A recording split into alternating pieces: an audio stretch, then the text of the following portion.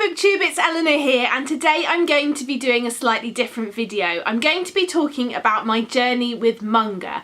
So manga is something that I haven't read much of before, but recently I've been really getting into reading it.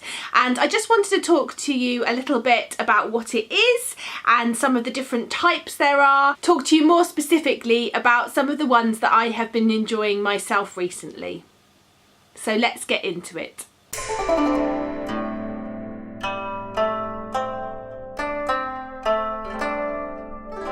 So manga are comics, Japanese comics with a very specific drawing style.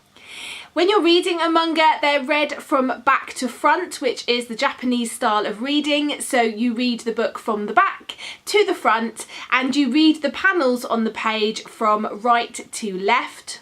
This is something that's taken quite a lot of getting used to for me. I've kind of got to grips with going from back to front, but sometimes when I'm trying to read right to left, I do find it difficult to work out which panel comes next, and I find that I've gone to the wrong panel and it doesn't quite make sense, and I've had to go back and read the page again. So there is definitely practice to get to grips with how to read a manga, but I really enjoy it once I get used to it. It's just something a little bit different. So just like normal books or comics or graphic novels, manga has a wide variety of genres.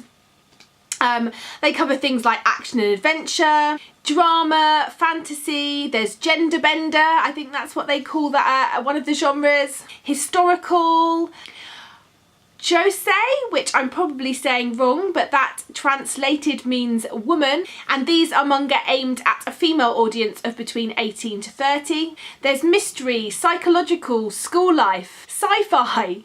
There's shoujo, which is also aimed at a female audience but has a much more romantic plotline. There is shonen, I think is how you say it, and that is aimed more at males, and there's a lot more fighting and violence. There's slice of life, which is manga which has more realistic plot lines.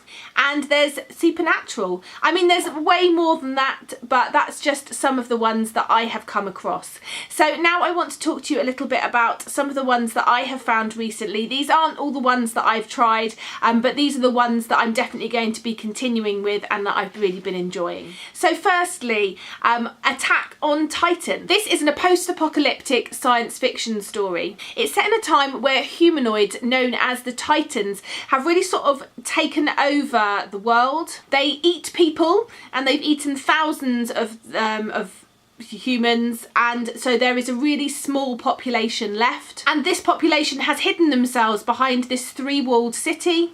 There's an outer rim, a middle rim and a central rim, and as the Titans have infiltrated the outer ring, they head towards the second, and so forth. We're following a boy called Eren and his point of view, along with his adopted sister and his friend.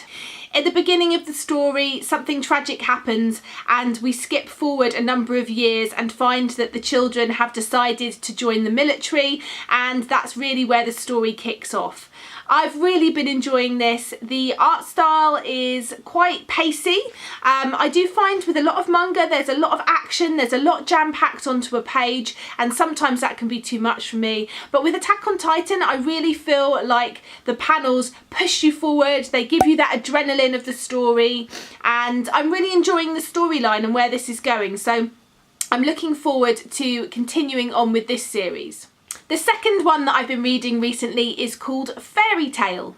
This is a fantasy, and we're following a celestial wizard called Lucy, a pink-haired boy called Natsu, and Happy, his cat sidekick. This is a really fun story with lots of humour and magic and guilds and wizards and people with lots of different magical powers. There's quests.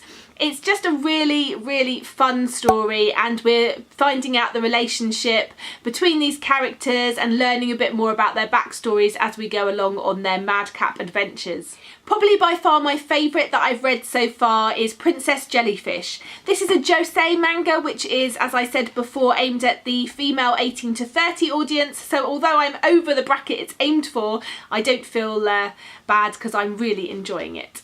It's about our main character Tsukimi. She loves jellyfish. From a young age she's been fascinated by jellyfish. She used to visit the aquarium with her mum. Her mum has now passed away and she's older and she's living in Tokyo. She's moved away from her hometown to Tokyo and she's living in a apartment block which has been nicknamed the Nunnery. This apartment block is full of nerdy type girls. It's all women, no men are allowed in here. The girls really can't cope with men, they find it very stressful. You've got a train nerd, you've got one that is obsessed with kimonos, you've got one that's obsessed with older men, and obviously you've got our main character who loves jellyfish. You've also got a reclusive manga artist who we never see, but she communicates through her door through notes, and she's kind of like the leader of the band.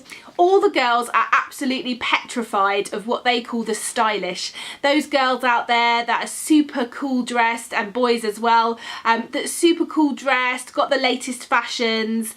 They're really scared of them. But one day Tsukimi is kicked out of a pet shop when she's trying to rescue a jellyfish, and straight into the arms of a stylish who turns out to be a cross-dressing boy and son of a well-known politician. And from there it just goes on. There's a bit of a love triangle, there is a bit of sort of self-discovery and growing up, there is an attempt to save their apartment block, which is trying to be bought out from under them to turn into, I can't remember if it's turning into some sort of complex, and it's just really brilliant, really fun. I loved all the girls and I loved all of their different quirky natures, and it made me quite obsessed with jellyfish. And then the final one I want to talk to you about today is called Strobe Edge.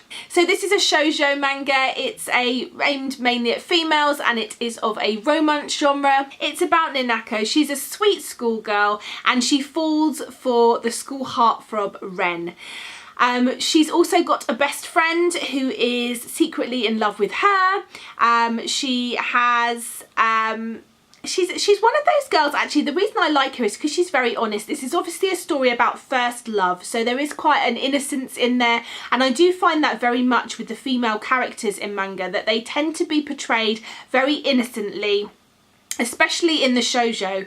They're very giggly and innocent, and I'm not sure, but I assume that this is giving us a bit of an insight into the Japanese culture, which I quite enjoy. She confesses how she feels to this boy Ren, and he has a girlfriend, and so he very politely rejects her, but she decides she still wants to be friends with him, and she's going to try and be friends with him because it's better than nothing. And we're just following the story. We're following his story, her best friend's story, who is the boy that is in love with her. He tells her, she politely rejects him. There's a girl in love with him, and it's just a look at unrequited love, a look at friendships, a look at first love.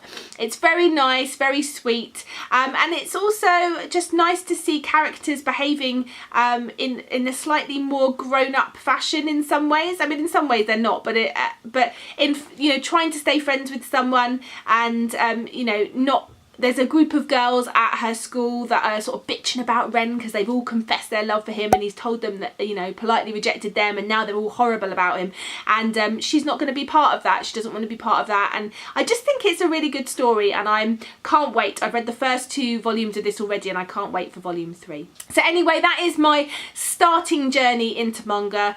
If you have any recommendations, let me know. I've got a few on my radar that I'd like to try at some point, but I shall be continuing with these, and I will catch up with you in another video telling you a little bit more of how I'm getting on. Anyway, that's it from me. Let's chat in the comments down below. Bye for now, BookTube.